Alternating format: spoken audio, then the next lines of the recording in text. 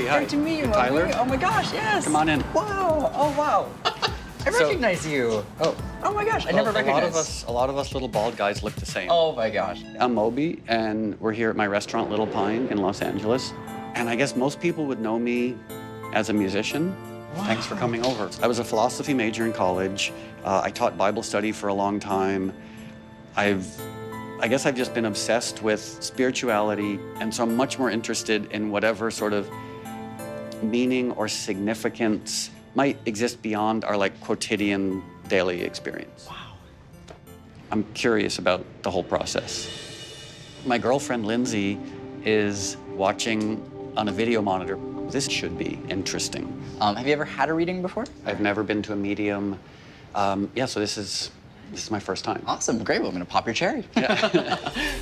To be honest with you, I know almost nothing about what I'm entering into, but I think I'm here just for the direct experience of having the reading done. You know, I always kind of like to explain the process on how I work because everyone does it so differently. I like to focus on the sentimental details that nobody could possibly know. The less I know about you, the better. Don't feel like you have to hold back, but just don't give away too much information. I think it's really important to have a healthy degree of skepticism because I think that's how we learn. I wouldn't necessarily say I'm skeptical, Yeah. though. I'm just open. Awesome. I'm neither a believer nor am I closed off, Awesome. skeptical, saying you need to prove yourself to me. Sure. I'm just I'd say benignly open. Awesome. So generally how this works is usually I just kind of will place my hand on an object, and that's kind of how I make a connection. Now, it could be a connection to the person who owned it or had a connection to it. Okay. Or it could bring Should I take it out? Sure, if you'd like, yeah. Awesome. Yeah, that makes sense. Perfect. All right, so I'm just gonna gently do this, and I'll start scribbling, and I'll see what pops in.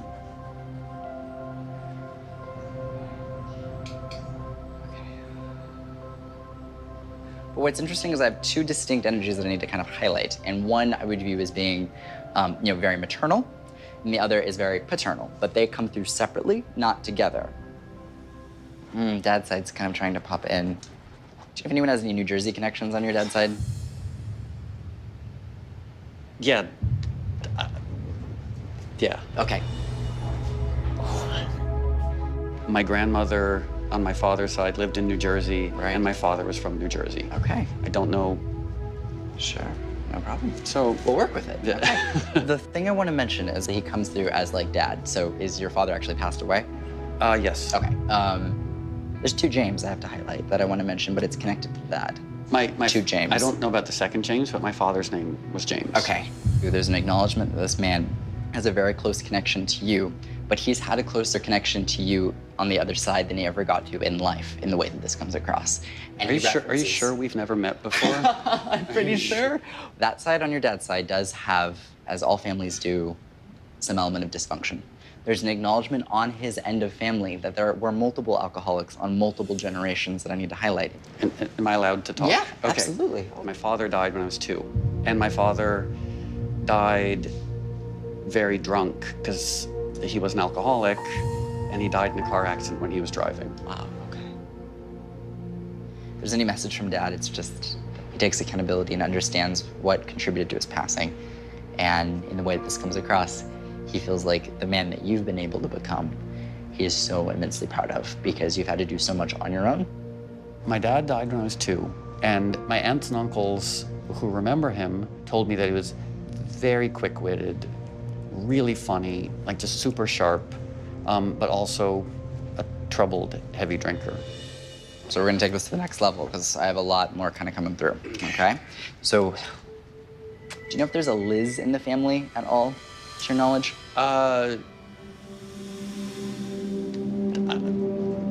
Yeah, without question.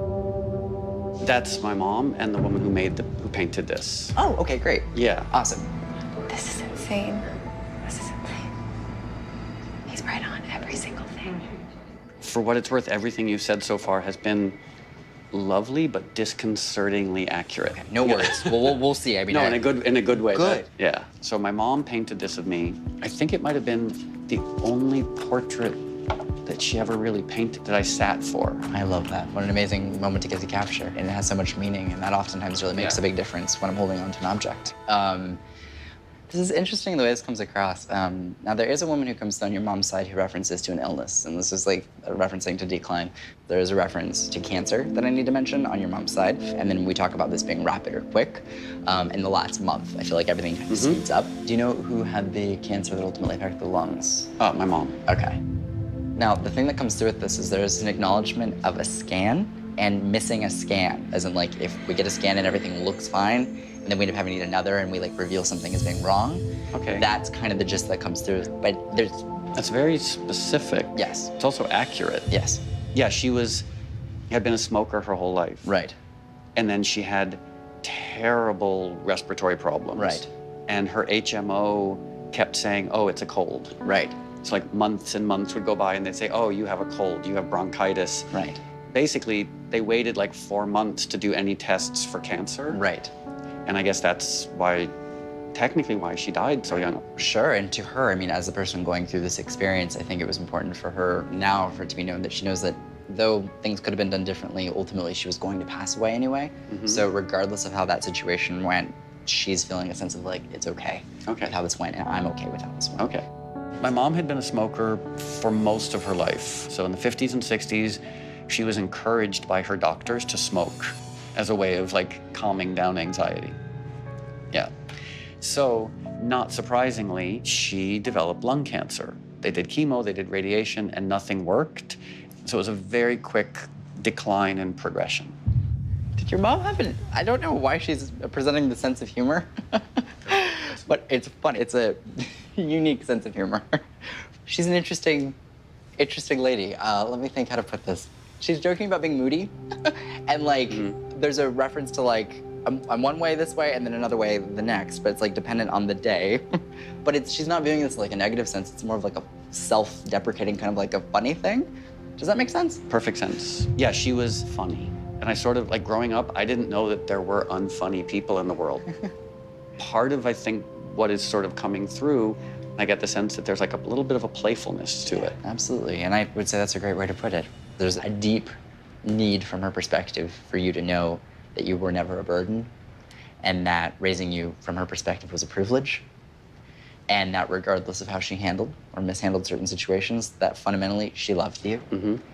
She acknowledges her love life and her relationships, and never wanted those relationships to take away from her relationship with you.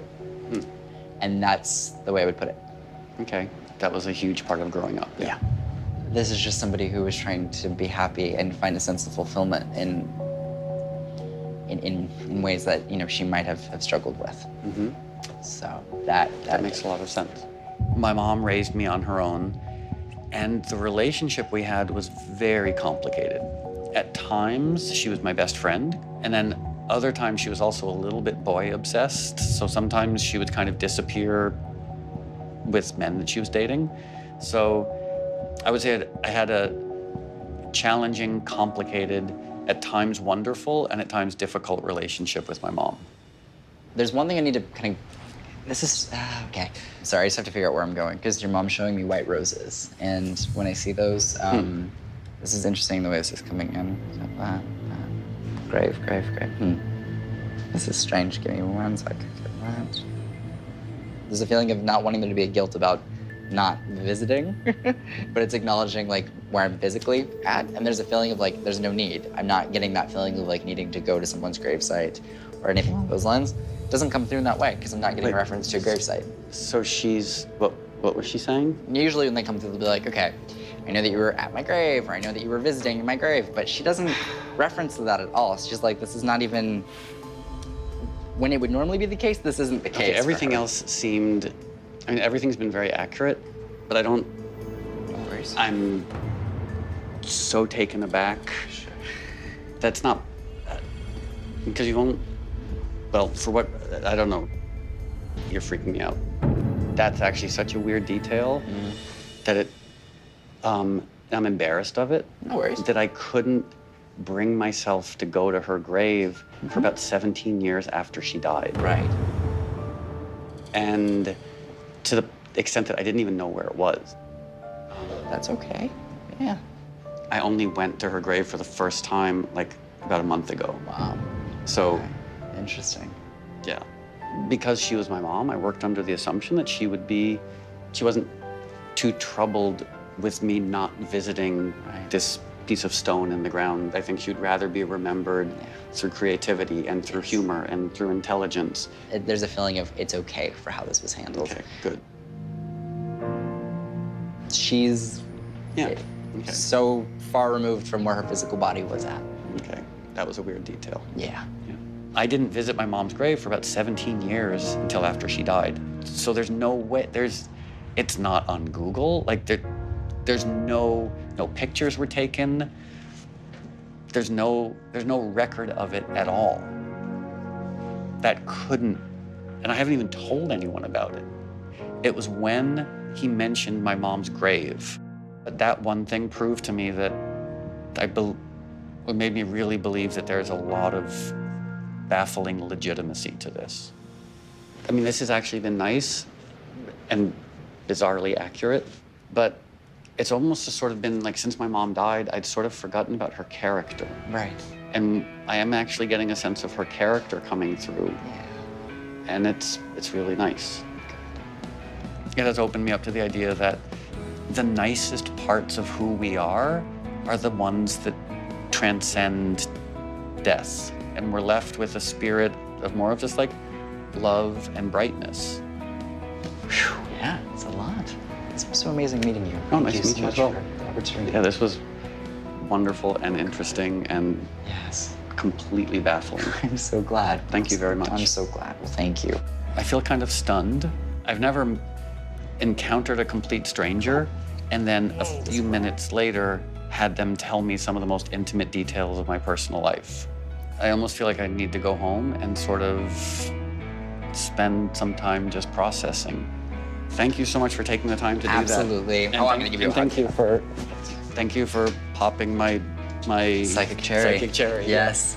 It's a big, intense thing to go through. Okay, bye. All right, bye. It was such a shock sitting across from someone who's a music icon and going in depth into his personal life. It was so surreal because I got to meet someone that I really looked up to and got to change his life. So you were watching Yeah. the whole time? That was insane. Yeah, some of the details, they were just so specific. I was like, how do you possibly do that? Coming right out with like all of the names. And the one where I actually was like having a hard time sort of keeping it together was when he mentioned me going to my mom's grave, because you were there. I know. I think it was your idea. And he was talking about white flowers. Yeah, he said and we white. put He said, I see white roses, and I was like, oh, they were like white We spring put flowers. white flowers on them. Yeah. That was crazy. Yeah, that was very intense.